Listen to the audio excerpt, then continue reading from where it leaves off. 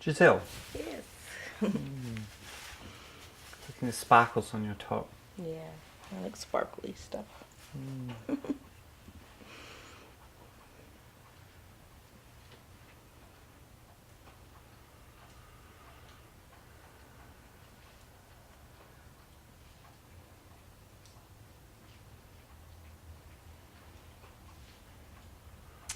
One of the things I'm aware of right now, sitting here with you, is, I assume you're African American?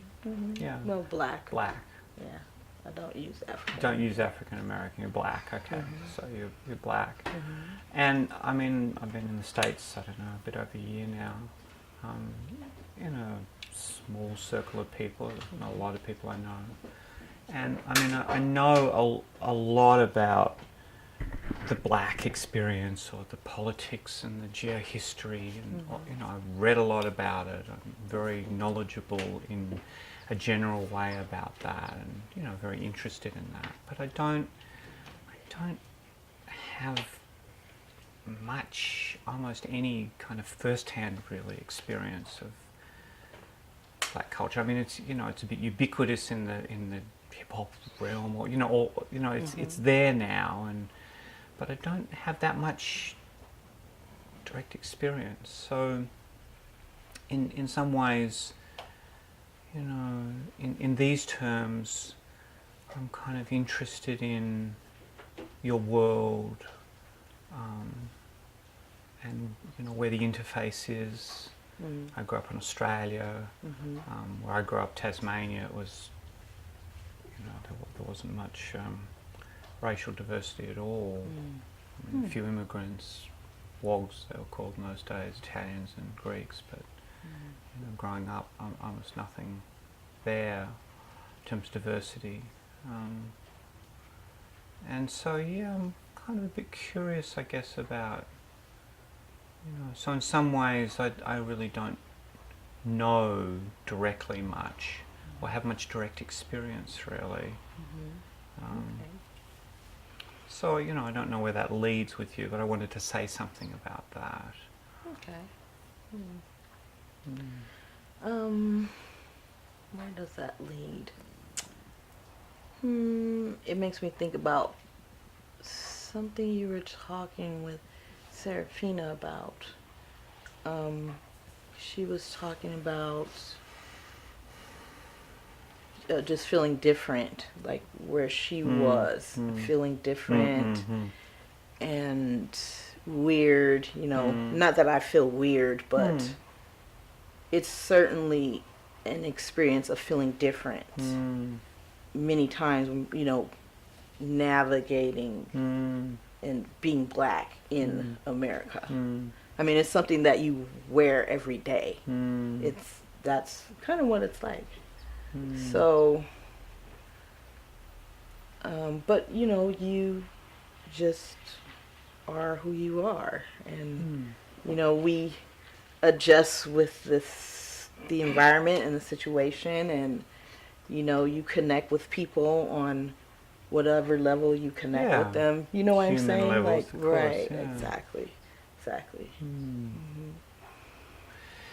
Yeah, well, there's all sorts of differences as well, gender difference between you and I, kind of cultural difference to a great degree. Obviously, there's lots of places of difference that you can be interested in and pay attention to. But, I find a lot of strength in my, being black. I find that to be very powerful. And, just like you say, you're from Australia, when you mention that, I think of like the Aborigine people there and how that I'm connected to them. Even though I don't have a lot of direct experience with knowing someone who's, an Australian Aborigine. I don't, haven't met anyone. I haven't heard anyone's life stories except for, something you see on television or something. But I do feel like I'm a part of that community as a person who is African in origin. though there's differences there, and that they're indigenous and they weren't brought in, so there's a kind of strange reversal where they were the original people of the country. Right. Yeah, they're completely displaced in a way, which is also obviously parallel to the experience of displacement or othering or things like that. And I think there's parallels too in that, you know, I mean, although they were indigenous to Australia, I mean, you know, at one point everything was Pangea, you know what I'm saying? And I'm sure if I were to be able to have a conversation, you know, with Aborigine, you know, they might be able to describe some of the same things that I experienced as a black person in America, which is a feeling of, and maybe not, I don't know, of kind of like a little bit of disconnectedness, because I don't have a clear idea of where my history is. I have a kind of guesstimate, if you will. Okay, I know I'm of African descent. Okay, but I don't know exactly.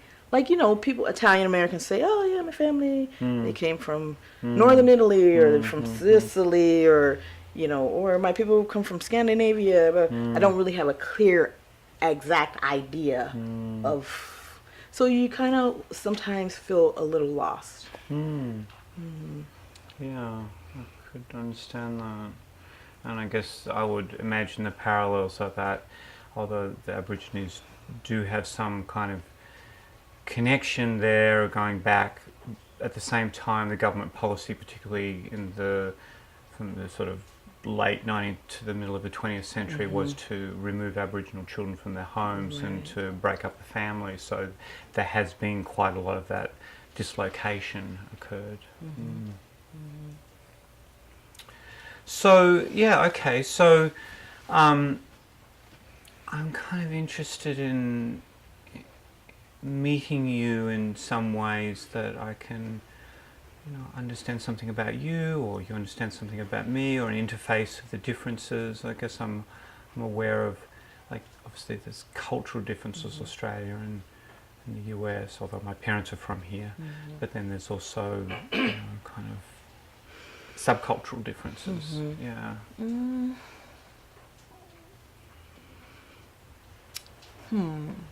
Well, like, what did you have in mind about? Yeah, it's a big. I mean, yeah, it's big. It's a big thing. So I'm like, well, I'll say for myself, again, I can really kind of relate to Serafina what she was saying about turning 50. I'm 51. Oh, right. Okay. And I don't know if it happened right when I turned 50. It could have been a little bit before that, but I used to tell people that it was my second wind. Like, I almost kind of felt like, you know, because my kids are grown. Right, yeah. And I kind of almost felt like I was reborn, and I was like rediscovering myself. Yeah. And so I'm still kind of in that process of, like, really liking who I am, and kind of returning back to me, the real core of me, who I am. So that whole process, I'm really enjoying that whole process. Right. And I kind of feel like a little bit of a role model leader to the younger ladies. That, you know, you're going to make it to this point and it's awesome and you're going to feel really good. Don't pay attention to people that said, oh, you know, you're going to get old and you're going to have menopause and it's going to be horrible and, you know, it's time to die. No, it's not. It's time to just be like, throw off the chains of society and just do you. So that's where I am. Right. I feel all kind of charged up with energy when I hear you talking like this. Yeah.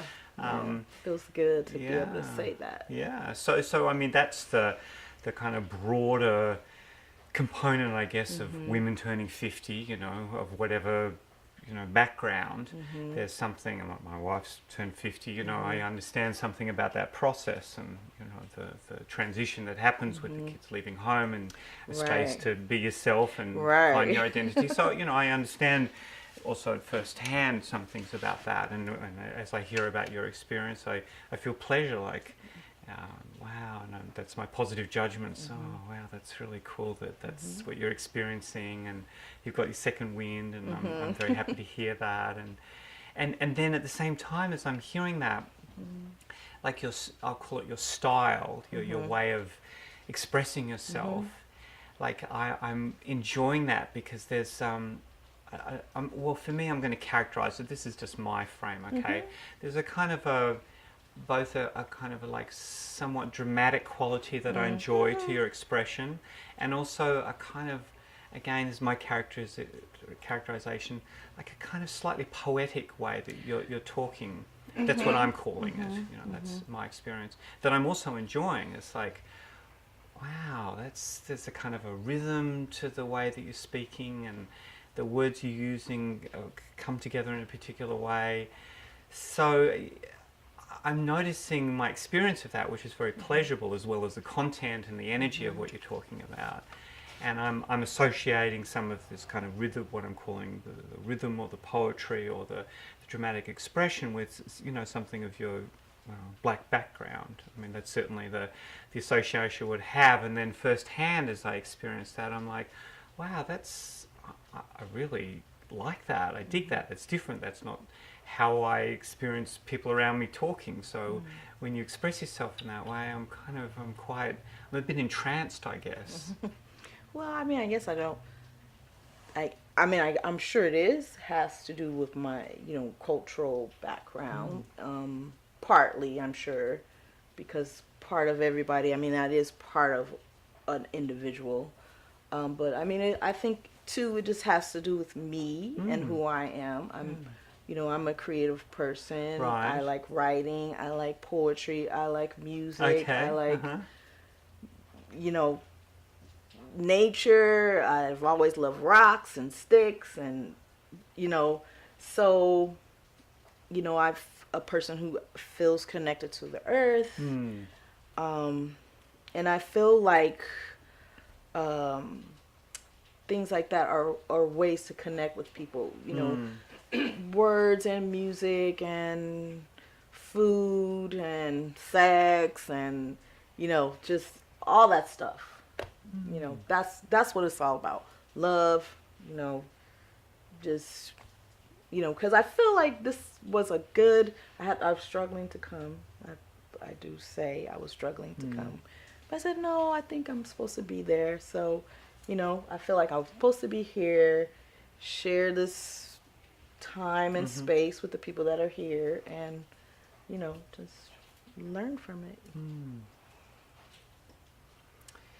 Yeah, and as I'm listening to you, I also get that sense. I'm open to you, and I have some, I don't know quite how to describe it, idea that I can also learn from you also in terms of who you are and the places you've come to, as well as the way you express yourself. Yeah, and I think part of how I express myself too is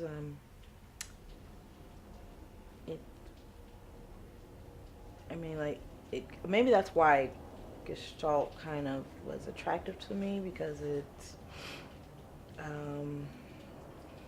when you have a client in the room, you can be in the room with them, and it's very relational.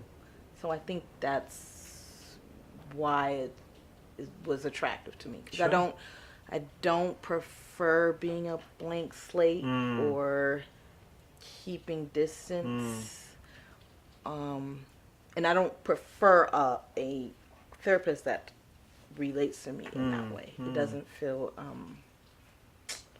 like, for me, it feels manipulative, and it doesn't feel real. It feels kind of inauthentic. I just feel like connecting you know, comes through really relating to the person, you know. So it's okay to sometimes talk about television or, you know, what you did last week or, you know, just to get the stuff flowing. Yeah. I feel like that's okay to do that. Yeah, well, that's okay. my interest as well. So my experience with you, I'm enjoying relating with you, to you. I'm interested in you. I'm noticing my experience with you, and I notice. I feel a certain kind of, how to describe it, like. Well, I find it very easy to connect with you, like just in the energetic, emotional feeling. I guess again, partly it's what you say, and partly it's your style of expression that I notice, and find it easy to feel connected to or relaxed around.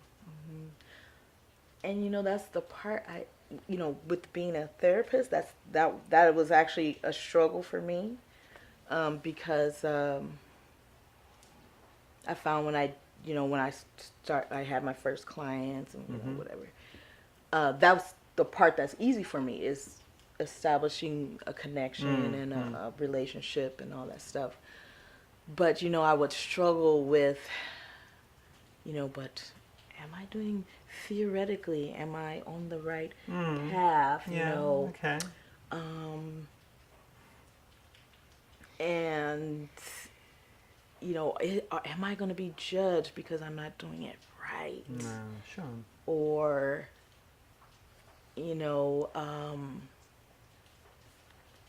am I going to be thought of as like a fraud because, you know, that's all I have is a relationship and my intuition and, you know, like these are the things that I was kind of afraid of, you know, like being judged. That's my whole thing. Being judged. You know, you're not doing it right. Right. Yeah. Okay. Those are your fears. Well, I mean, you know, when you say just have my relationship and my intuition, I mean, in my evaluative scale, I go, well, that's most of it from my point of view. So I rate that highly, and I hear, your fear of having negative judgments about you as well. I've come to accept that that's my strength. Good. And that if I have a client that responds to that, then we have a right combination. And that if I get a client that doesn't really respond to that, then, you know, I can try to maybe adjust to a certain extent, but I can't completely erase who I am. And so we just weren't a right combination, and they should probably find a different clinician that matches better with them. That's how I've come to try to. Sounds like a good way to think about it.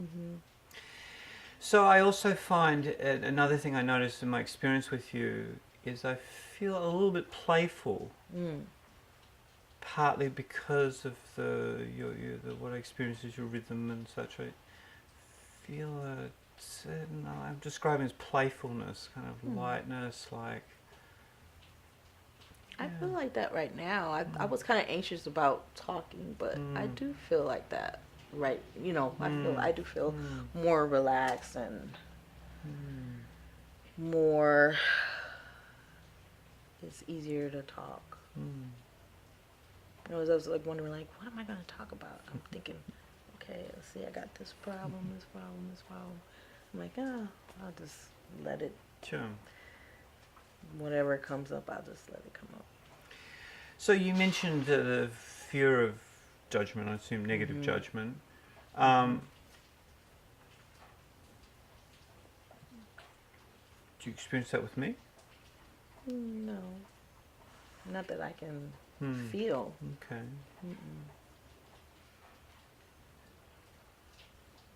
So what circumstances does that come up in? Well, when I first started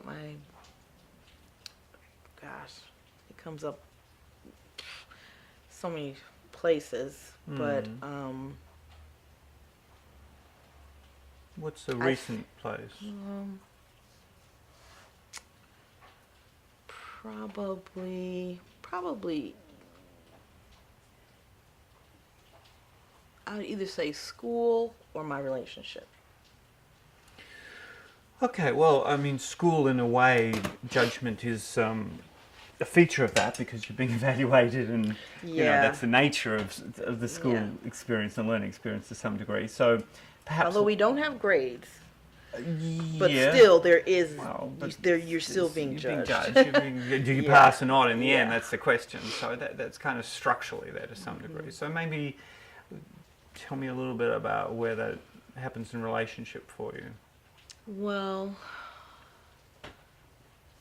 like in my relationship, well, I'm married, but it's evolving toward the end, and probably more on my side.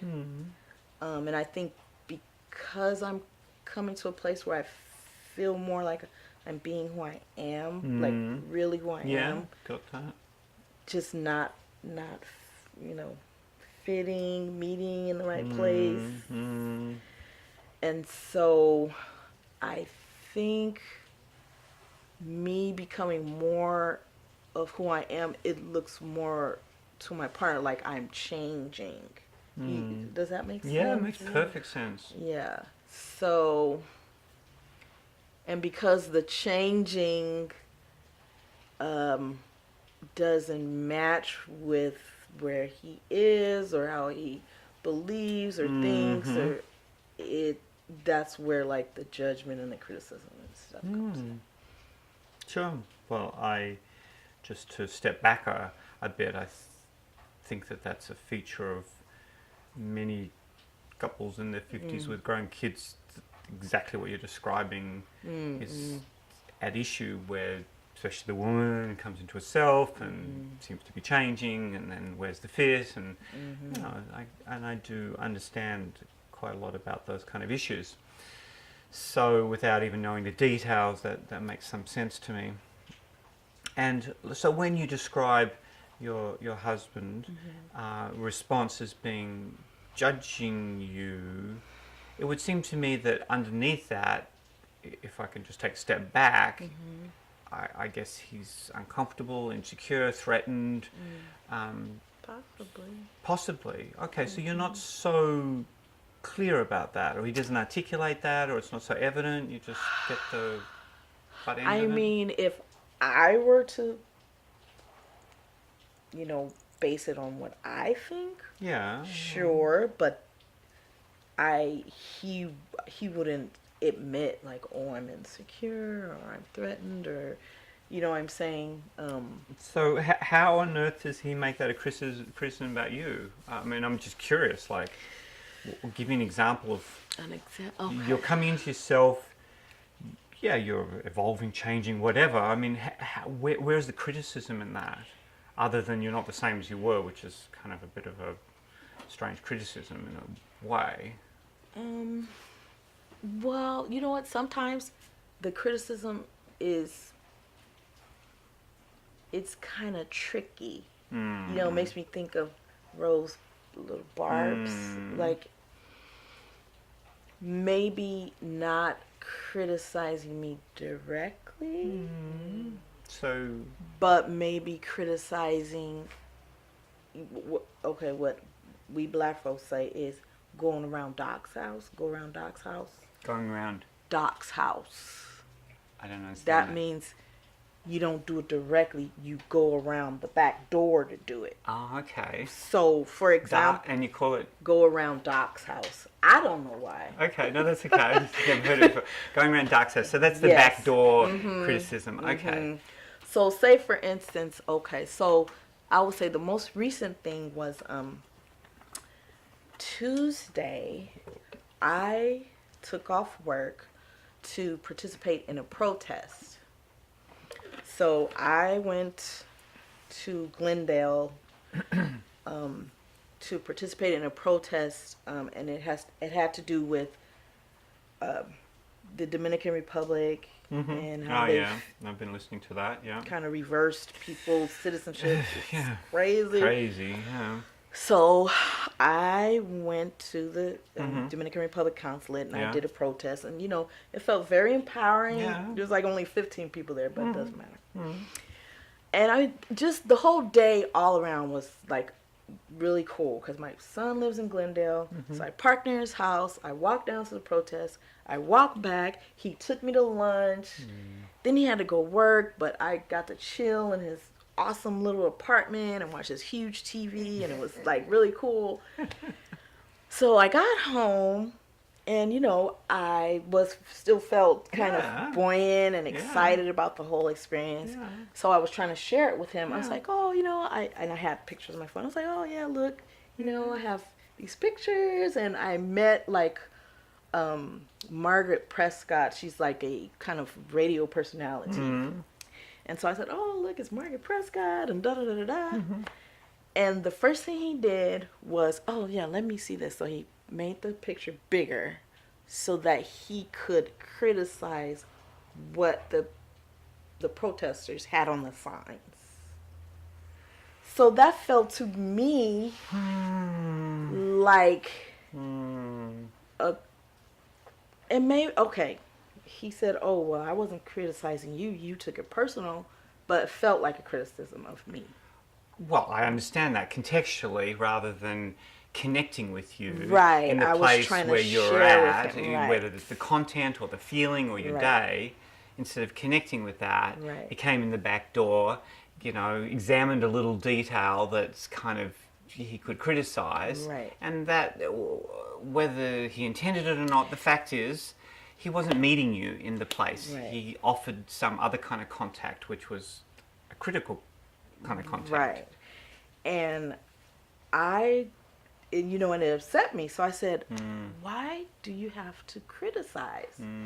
So, which of course made him angry. And he said, oh, you disrespected me, which I didn't get that. Maybe it could, and I'm a therapist, but I don't always have my therapist hat on in every situation. Sure. I don't always remember all the tools and the I statements and the blah, blah, blah when I'm doing my own stuff. Yeah, I get that. Sure. So, it turned into this big old to-do. It's got his resentments from somewhere. Right. And, and I let him, like, push my buttons and it went higher and higher and higher. And I was just like, wow. So, yeah. Ouch. It kind of, I'd already decided, like, this has come to an end. This relationship.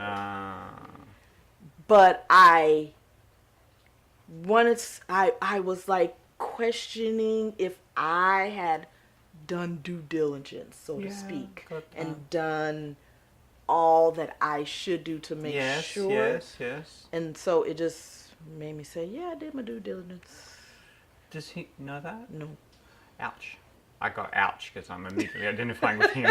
Oh my god, the guy doesn't know. It's like one of these dumb fuck men like me that just doesn't get it, and the women are doing their thing and we're just completely behind the eight ball, and then we're surprised. I got a whole narrative about us dumb men, so I'm like, oh, okay, he doesn't realise. Oh, okay, so I got some of the picture.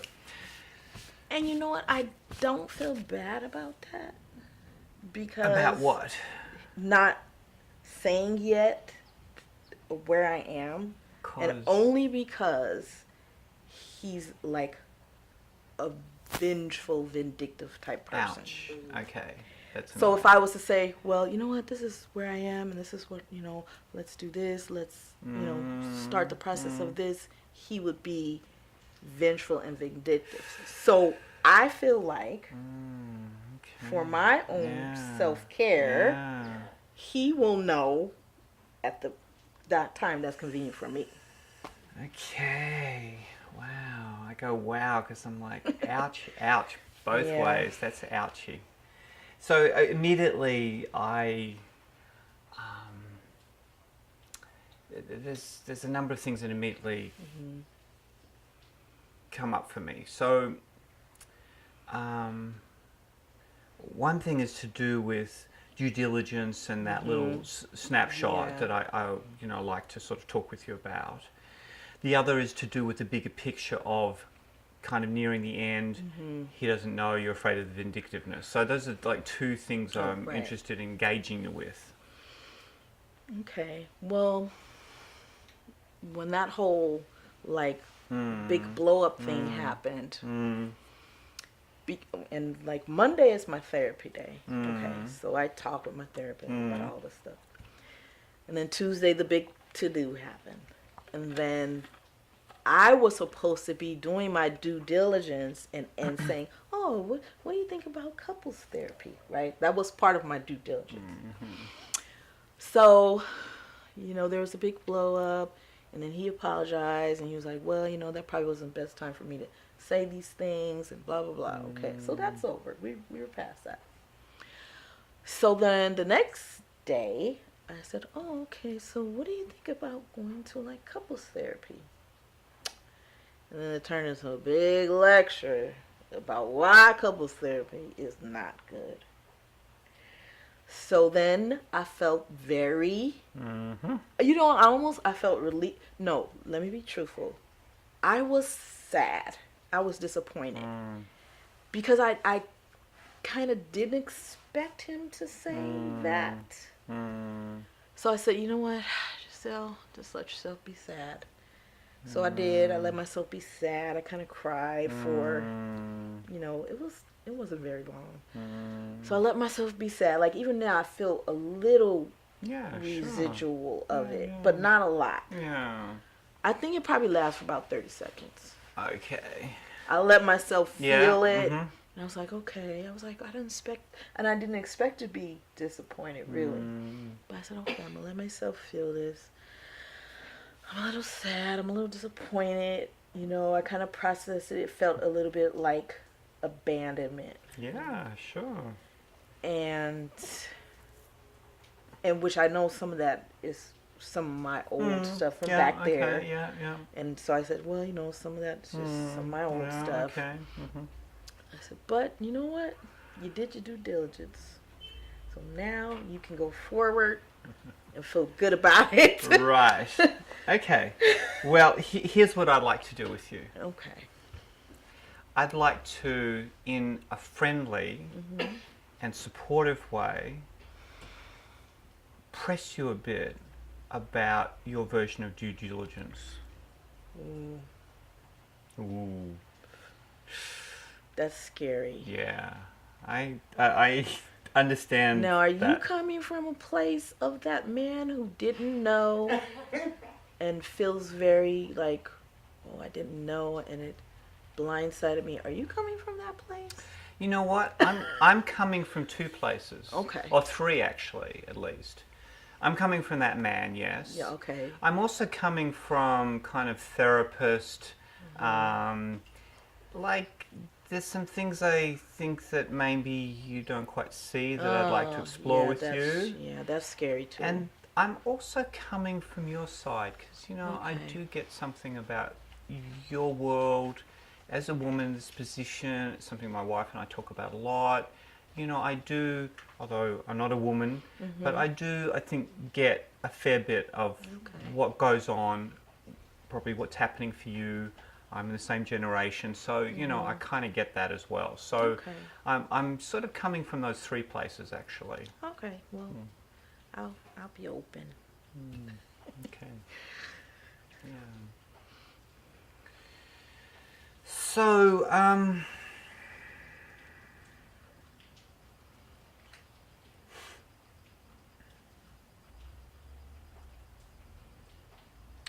well, see, here's the tricky thing. My nominating that I'd like to press you a bit about the due diligence so easily can look like me being critical of you or judging you in your sincere efforts. That's a tricky edge here. Yeah. I could understand part of the might be that as well. Yeah, I think maybe a little bit. So I want to find a way, if we can, if I can with you, to navigate through this in a way which is supportive, a little bit of a press, respectful, going at the right pace for you. You know, I want to find a way to navigate through this with you. Okay. So the first bit of that for me is acknowledging the, I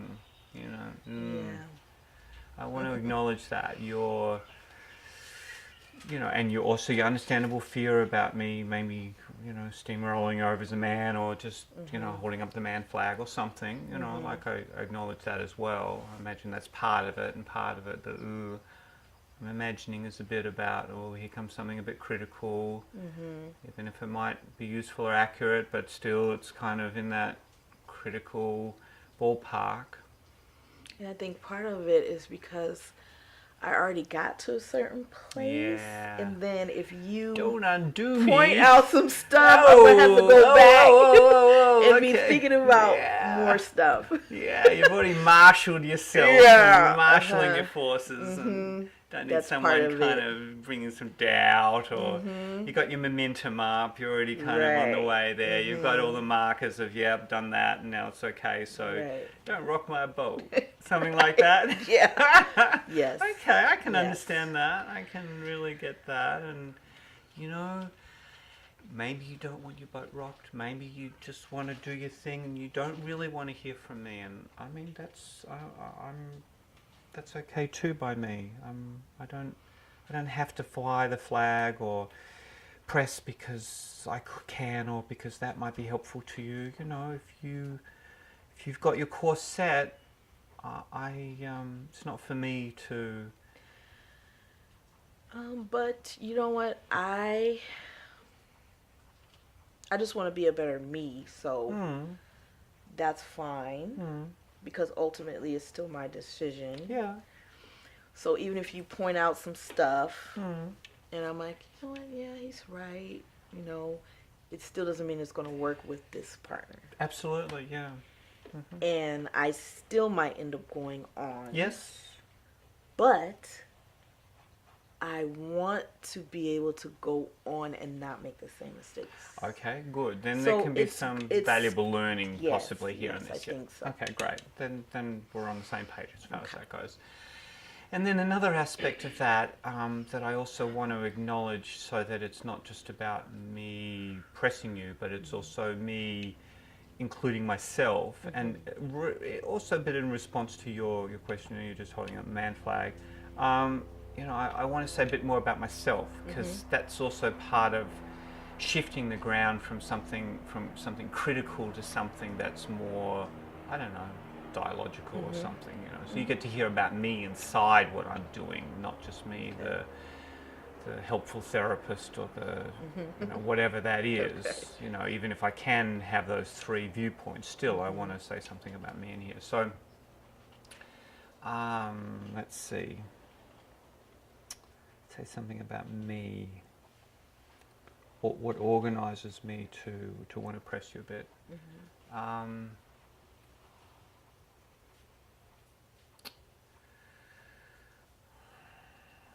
Take a minute to reflect on that.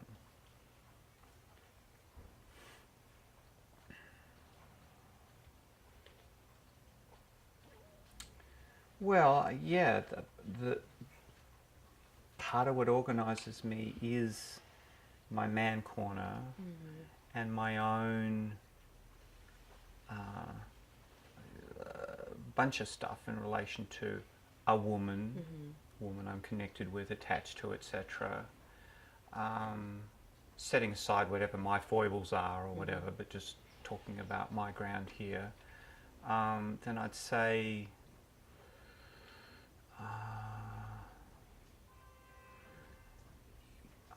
I'm kind of like, and I sort of said this in a sort of flippant way, but I'll say it more seriously. As a man, and then I also think other men, my observation, experience over, many decades, I think us guys are kind of a bit dumb in a certain way. I might be a therapist and blah blah blah, but I'm still kind of dumb in a bunch of ways. And in comparison to women's just whatever emotional intelligence, tuned inness, etc. So what I'm calling that dumbness is a little painful for me, like personally, or identification as a man, and that's difficult for me in relation to a woman because pretty well a lot of the time she's just going to run circles around me in terms of her speed or capacity to recognize what's going on emotionally. Sometimes it takes me like anywhere between 20 minutes and a couple of hours or a day to go, I actually feel like this about that. And my wife's like, why didn't you say it at the time? I'm like, it's just not that easy.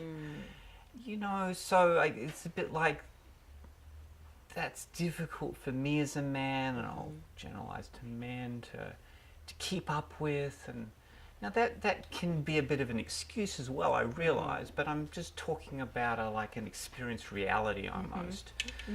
So there's the painfulness of that for me, which is keyed in when you talk about you're kind of already half out the door and he's half got no idea, So that's kind of painful for me. So that partly organises me to sort of identify with him and therefore want to engage you with this, but engage you within you in a respectful, intelligent and relational way.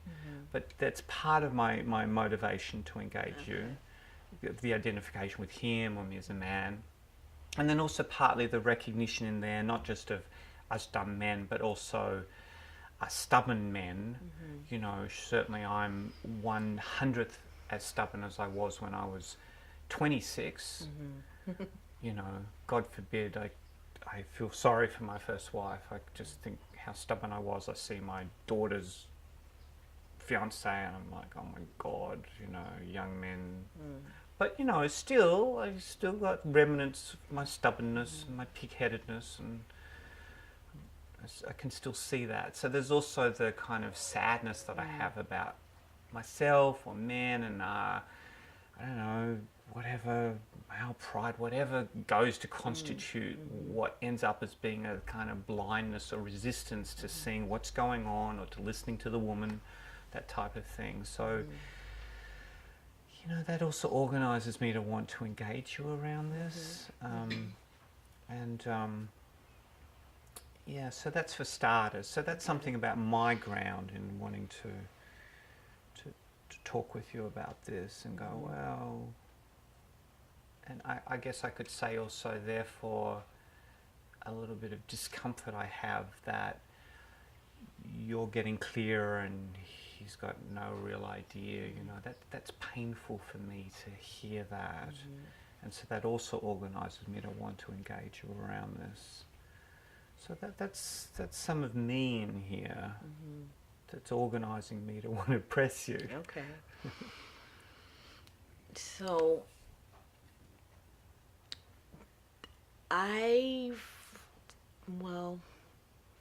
I'll just say I have said to him before, I would like to live on my own. I'm just like, I understand that, So it's not like I know, he's clueless. I know, but I just like... I just didn't follow through with it. I know, but I'm just, what? I'm just like, oh yeah, I know that. I understand that phrase. I've heard that phrase. But, to a dumb man, that just doesn't... It doesn't confuse. It doesn't connect up all the dots that are connected for you.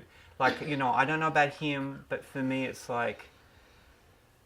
she's in a mood. Oh, what the fuck is she talking about? I don't even want to know about that. Oh, she's got some ideas. Alright. Oh God, that's fucking horrible. How would that even work? It just it does none of that connects with the relational ground you're talking about. It just goes somewhere else with the guy. So even though you think you're giving that message, speak for myself, and I'm pretty well sure that's not going through the translation machine to equal what you're actually saying, or to represent for him, that means that's not happening. Well, While you're saying that, this is what's coming up for me. When do I get to stop being responsible for his deficiencies? Look, I'm familiar with all this. Yes, I can understand that question. Fair enough. You're 50. You don't want to had the babies. You don't want the baby at home that you have to educate and become emotionally literate. And that, what's he doing? Is he doing the workshops? Is he doing the therapy? Right. No, like I understand. I think some of your, whatever that is, rolling the eyes, tiredness. Yeah, you don't have to. Isn't it okay for me to get to a point where I say, well, I have put in a lot of effort. Not saying that I'm perfect. I have my own issues that I bring to the relationship. Yeah. But isn't it okay for me to say, when I get to a point where I'm like, I am full to here. Yeah. So now, that's enough. That's enough. Well, look, I want to acknowledge that firstly. You're full to here. Mm-hmm. I get that. That's enough. Mm-hmm. I get that. Those, I respect and acknowledge that's how it is for you. Mm-hmm. Full up, had enough. Don't want to take responsibility for the guy. For God's sake, he's 50 plus himself. What the hell? No, he's not actually. How old is he? 42. 42. Okay. Well, he's an adult. Yeah, okay. he's in there. So I can appreciate that in your position, and that sounds fair enough, and fits into what I'm hearing is your almost inexorable sounding process of I'm out of here. So when I hear that, I just pausing a moment, because it's like, yeah, okay, that is how it is for you. I guess the first thing is just to hear that. That is how it is for you. If I'm him, I've probably got all sorts of defensive and, what about my... But, just leaving aside all that, I'm not him, so I can just go, yeah, that sucks to be up to here, and I can understand that. Yeah, so... like when you say press me on my due diligence, does that mean continue to consider if I've done all I can do? Well, I can pick you up on some of the details, and there's 2 cases you just gave me last week. I can pick you up on some of the detail of that. That's fair, though. That's fair. Yeah. But I'm also keeping in mind this, and I want to come back to that at some point. So let's come back to the detail, the showing him the thing with your excitement, and then the next day the suggesting couples counselling. Okay. So you come with your excitement, and I'll say, of course you want to be met in that place. Right. Of course you do. Who doesn't? What human being doesn't want to be met in their pleasure and their excitement? And you especially want to be met by your partner. So I want to acknowledge, of course I can understand you feel disappointed and sad and angry when you're not only not met in that place, you kind of get the, what do you call it, the dark door? Oh, around Doc's house. Around Doc's house. Response. I can understand that, So,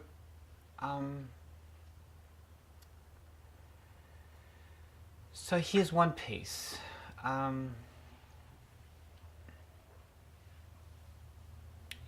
this is like coming at it from a bit of a meta level. This isn't so much in the moment thing, but it might be a meta statement. And maybe you've already made this kind of meta statement. I don't know. I haven't heard that. I don't know the detail.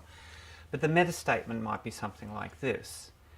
I notice sometimes when I bring my excitement to you, what I really yearn for is just for you to be with me in that place, to join with me. I want you to join with me. I want you to feel your connection with me. I want to share the pleasure with you, or at the very least, I want you to be pleased at my pleasure. Whether or not that's something that's your thing or your interest or even excites you, but I want you to join me in that place. And when you don't join me in that place, I feel sad, devastated, angry, and I'm letting you know that that's very important to me. That's like a meta statement. Does that represent how it is for you? I'm paraphrasing. Yeah, I would say so. that's right. Okay. Have you made that kind of statement to him? Well, I wouldn't say I made it as nicely as that, but I think what I said was,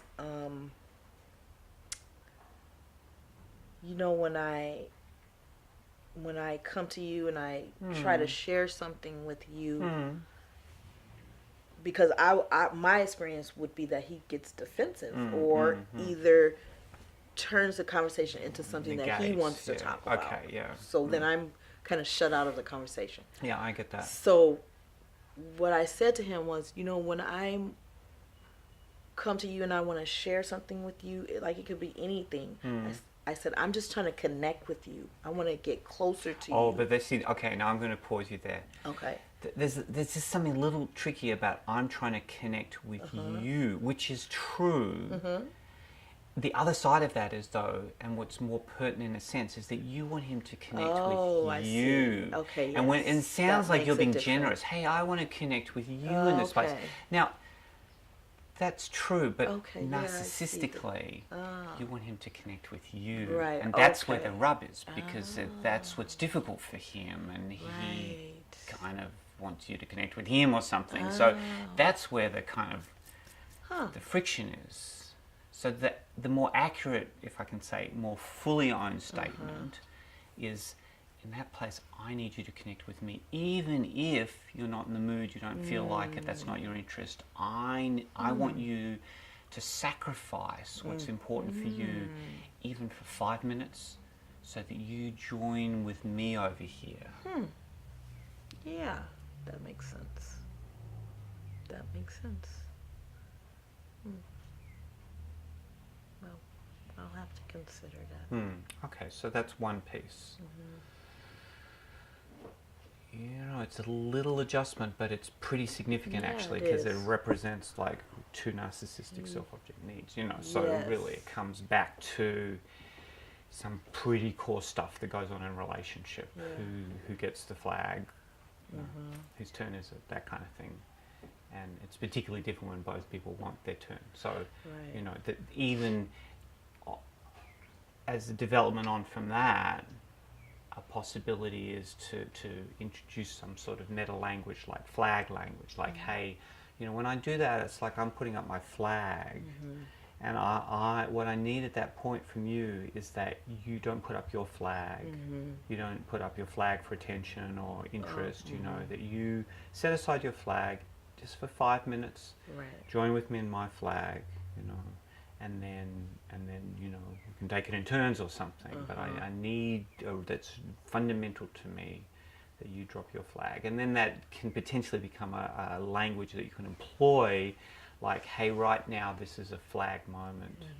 If you've got the prescience to do that, then that's very fair warning to him, hey, that I'm expecting him to connect with me. That's right, this is a flag moment. That makes sense.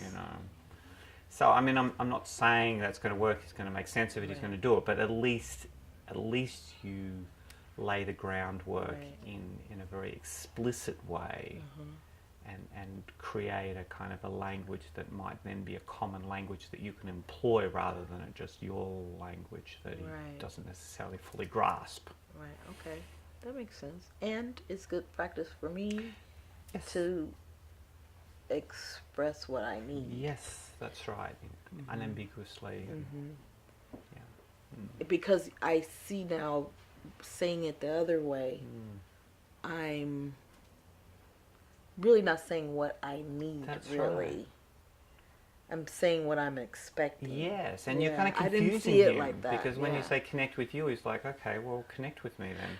And You know, it's kind of a bit cross messages in that sense. Okay. So, all right, that makes sense. okay, so that's one piece. Okay. And then, if I can come to the now, what was the? How did you phrase it? What do you think of us doing couples counseling? What did I say? I No, I think I said, how do you feel about us going to couples? That's right. counseling? Okay. Now, that seems like an innocuous question. Yes. It seems like a reasonable question. It seems like an invitational question. And in a place where there was common ground, that might lead to a different kind of conversation. Right. But given that it sounds like there isn't a certain kind of ground there yet, then what do you feel about us going to couples counselling? Is a little blunt in comparison. Again, it's putting something into the relationship that in a way originates from you. Right. So if I come back to you and we leave, if you don't use the word we and you don't ask a question, how would you rephrase that?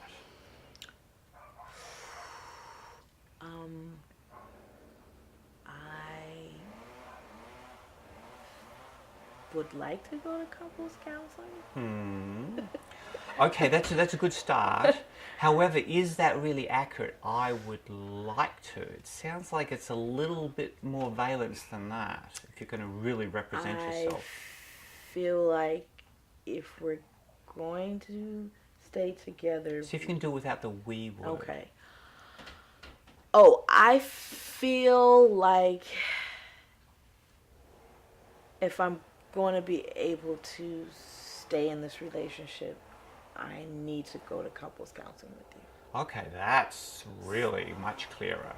Yeah, okay. Yeah. And if you take and maybe I didn't really want to say that. Yeah, okay. Yeah, that's right. That's where it's a little tricky on your part. You know, the due diligence might be a little sleight of hand, a little bit tighter. Okay. So I'm just pressing on that. Okay, so if you took the words "I feel like" and you just said it directly, how would you say it?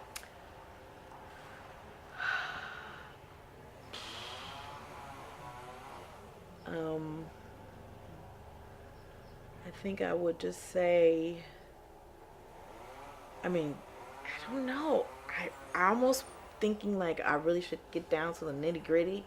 Okay. But I'm not for sure if I want to. Well, just try it out here. Just try it here. So, he's not here, so you can try different statements. I think if I was really going to get down to the nitty gritty, I would say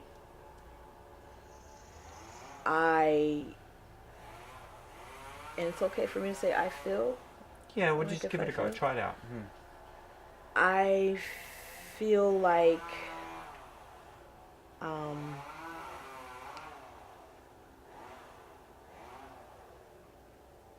our relationship is in a place, where I just don't feel good in it anymore. And that we need... Try to do it without the we. I would need someone who's objective to help me feel like I could continue in the relationship. To help make me feel like I could continue. Right. Okay. So what's your experience when you make that statement? It feels a little scary because then I'm telling him like how I really feel about where we are, which I'm kind of keeping a secret. Yeah. Kind of, not really, but kind of I am. Because you want to get him to the couples counseling and then say it with the support of the therapist. Is that your plan? No. I thought, I was really thinking like if we went to couples counseling, right? An objective person, because I was still ambivalent about whether I was making a right choice or if I wasn't seeing my part of it. So I thought if we went to couples counseling, that objective third eye could see my part and his part. You know, like each person, it's easier for me to see his part and easy for him to see my part. But the third person could see my part and say, you know, you're doing this. And, you know, we could work from there. Well, that's an interesting proposition. I'll just paraphrase. You know, I'm having doubts about continuing with you, and I want to go to couples counselling with you because I'd like to hear someone other than you confront me about what I might not be doing well in this relationship. I don't know if I can remember it that nicely. Well, I'm just paraphrasing it. I know. You know, but does that fit? No, yeah. Because that's no, what I hear it you fits. saying. No, that's Now, what it see, is. you know, if I hear that message, if I'm your partner, I hear that message, that's really different. It's like, Yeah. oh, right. That's You, true. right, you know, I think you continue. Wow, okay, bing, bing, bing, you know, just take this seriously. B, oh, this isn't about criticizing me.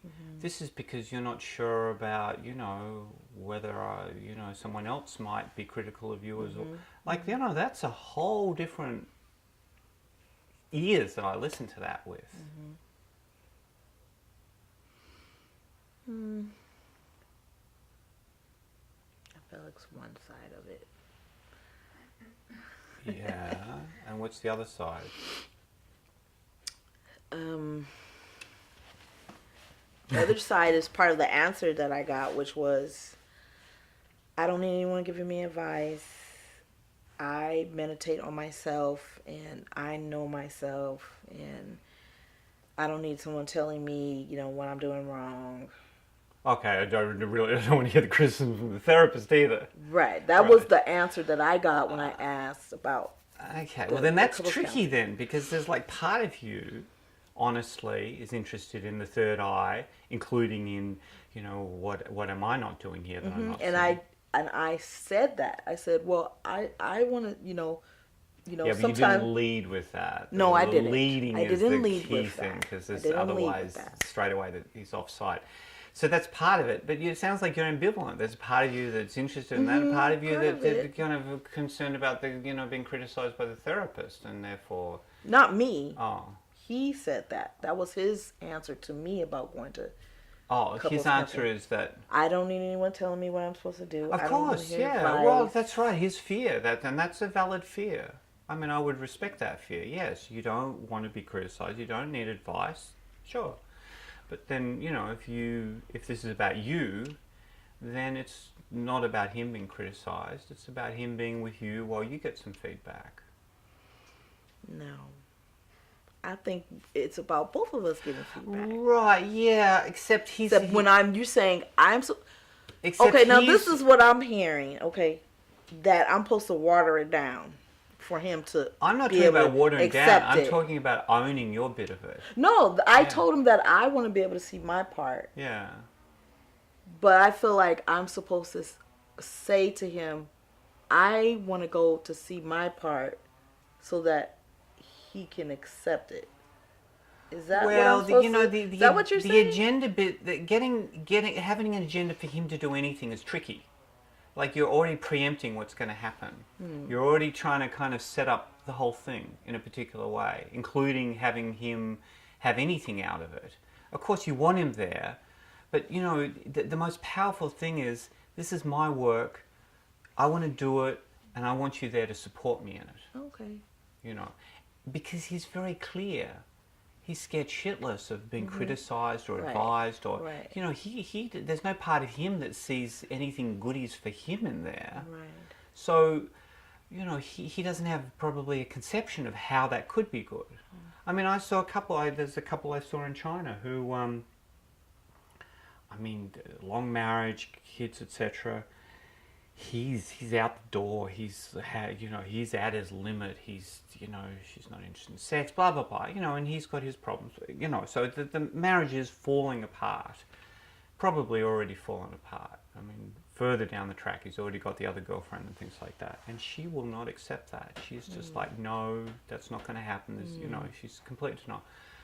So he didn't want to come to couples therapy, and I gave her that instruction. Tell him, I need you to come to support me. Right. You know? Okay. So he came, and I was working with her, and then I could start to see it wasn't just that he's the bad guy who's Right. running. I mean, she's completely shuttered and not listening to him, and really doesn't care what he wants. He's But I could see a whole other picture when both of them were there.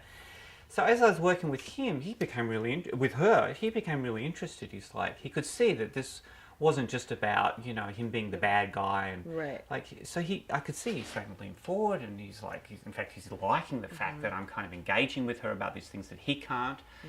So he started to soften and opened up, and then I could turn to him and start talking with him, and he could feel, oh, this is for me. In fact, this is better than I could have possibly imagined.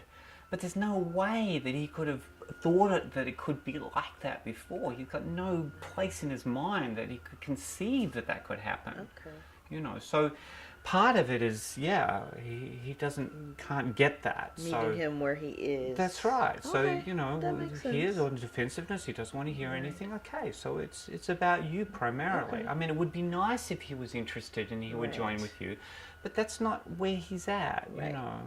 So this is one way to do that, and that's a very well-known couples therapist and family therapist, Michael White. That was what he used to say when we were training with him. People would say, because he only works with couple systems, couples, families, and he would say, people would say, well, how do you get the partner? He'd say, I need to do this for me. Would you come along to support me? Okay. And he said that nobody ever said no to that. Oh, all right.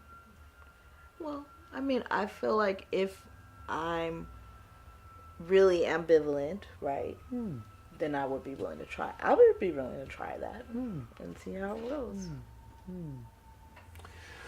So that's the two things that I'm pressing you on in detail from the examples you've given me. I guess that another thing that I want to respond to is the this and the this. Because, okay, I mean, there's nothing I'm going to criticize about this. That is your experience, and if I'm like this, I'm over the line and got nothing else to give, and, I'm under, I get that, and I can get how that connects to this. So I guess that the place I'd press you there is just I'm going to call it the authentic communication about that. Now, the tricky thing is, how do you do that in a way that doesn't either invite criticism from him or doesn't seem critical of him? So, I mean, if you're open to responding to that, then one way again is firstly to set it up with a meta statement, to say, you may not be aware of this. The fact is that I'm like this in the relationship, which means that I'm kind of actually over my limit. I've gone beyond my capacity to take in stuff, to deal with conflict, to take criticism. That's me. That's not reactive statement. That just is the fact. So I'm in this relationship, but I'm kind of sort of, it's too much, actually. I'm drowning. And that's the only way that I know how to deal with that now is to go like this. And that means pushing you out and cutting off from you. That I don't know how else to cope with that other than this. That's the meta statement to set up for him some understanding that this isn't even something to discuss. That's not. There's no discussion about that. That's just how it is. And of course, I don't know how he's going to take that, but that is how it is. If he starts to argue with something, you can simply say, look, this isn't, there's nothing to discuss. I'm just letting you know so that you know, so that I'm being honest with you. Then having set up that meta statement, then that can become one of these flags for you and for him of at whatever points you reach that, which may be on a fairly regular basis, of doing what Korzybski calls what's the word? He's got a term for it. It's a non-verbal indicator. So that looks like this. So when you're talking, you reach that point, you just go like this. You go, hey, this is one of those moments when I'm here, which means that I'm here, which means I'm not taking in anything from you, and I've nothing to give you right now. I'm sorry, but that's the fact. I'm cutting off relationship with you right now because I'm here. Now, I mean, if he keeps going after that point, then he really is stupid. But, you know, that's something you can do, not just for him, but kind of for yourself. It's like an authenticity kind of statement. And that is more powerful than language once you've set up the signifier for what that is. It's much more powerful than words. Because you're like, this is what's happening, and that means I'm doing this. And that's very powerful. Okay. So how does that fit for you? I think it could work. I think it could work. I mean, I would be willing to try it. I would be willing to try it. Well, at the very least, it can work with you and your authenticity. Right. And that's the solid ground in a way. Who knows what he's going to do with that? Right. But you're being fully present with what is in a way which is kind of safe in a sense, because there's no criticism here. I mean, if he starts to criticize, it's kind of crazy. Like, you can just tell him, look, there's nothing to criticize here. This is just a statement of what is, and I'm letting you know. So there's a kind of safety in that too, potentially, that you can stand on as solid ground. Seems reasonable. So those are some of the places that are pushing you on a little bit. Okay. I mean, it's reasonable. It's reasonable. And I mean, it's fair. Yeah. It's you fair. know, and then if I'm on the guy side and you do those things, I'd go, well, that's fair. I'm like, yeah, that's fair.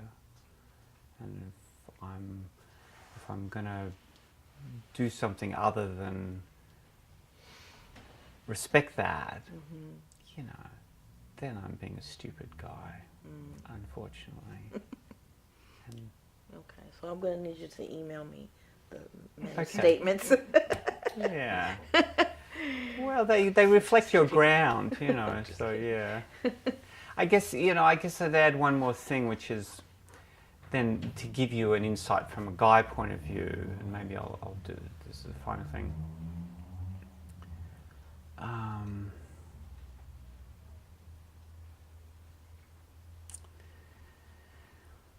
I don't know, it's like it might be something like this.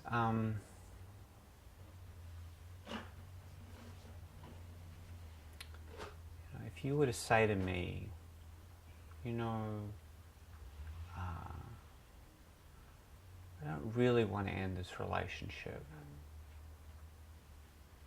but I need you to not be the stupid guy. I mean, you've got to say this when things are calm. You know, I need you to not be the stupid guy, because otherwise it's not going to work. And the stupid guy means that when I'm being honest with you and I'm owning my stuff, you know, either for you to put me down or ignore me, that's being the stupid guy, you know, and that's, you know, that's going to lose you the relationship. That's confronting me as the guy in a way which I think is appropriate, and if I've got any possibility of relationship, I would pay attention to that. Okay. You know. And then that can also become a meta flag that you've got to use very judiciously. You know, you can't use it in a retaliatory fashion, Right. knock him on the head. But even after something, you could say, you know, that was a stupid guy thing you did, and if you keep doing that, you will lose this relationship. That's, that's the kind of language a guy can get. Okay. Very plain, very straightforward, just spelling it out. Okay, I can try. So, how did we do? How did you do with... I felt okay. I felt okay. I mean, it didn't feel too like, I was being judged, I felt fine. See, what I'd like to do now is work with your husband and teach him how to criticize. Like I go, hey dude, the way you're criticizing is not working, let me show you a different way to criticize. That's going to be more effective and won't lose you the marriage. That's the angle I'd come to him. Good luck. Well, it's working within his frame, you see. Okay. I'm not criticizing him. Oh, okay, I see. Yeah. I'm like, just let me teach you a better way to criticize.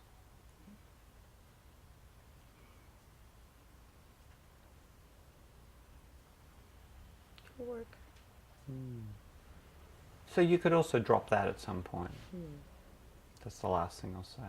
Okay. I know a guy who can teach you how to criticize in a way that won't lose you the marriage. Okay. Okay. We'll try it. That'll be my last one. Yeah. Okay. Well, I appreciate you bearing with this process. Thank you. You're willing to let me press you on these matters. And I do appreciate your willingness to consider these things, because I get this. So, I realize you're doing it from this place, so there's not much left there. So the fact that you're doing any of this is already a kind of bonus of your own effort. I acknowledge that. Well, thank you. Thank you for your viewpoint.